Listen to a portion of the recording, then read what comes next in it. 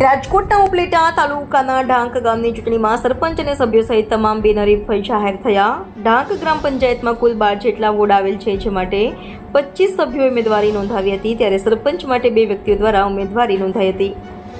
ઉમેદવારી ફોર્મ પરત ખેંચવાના અંતિમ સમય સુધીમાં સરપંચની પેનલમાં તમામ ઉમેદવારોના સામેના ઉમેદવારોએ ફોર્મ પરત ખેંચ્યું।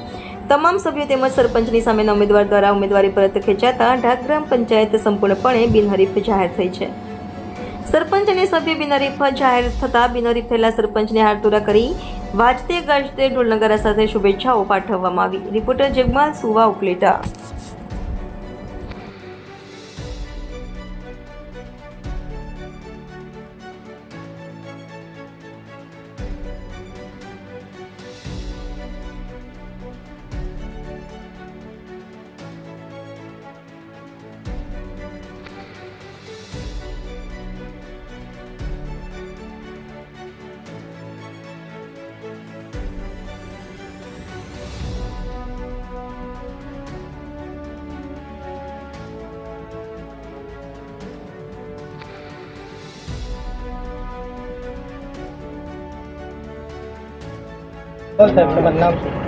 મારું નામ સંજયભાઈ વાલાભાઈ લુણસિયા, ગામ ઢાંક।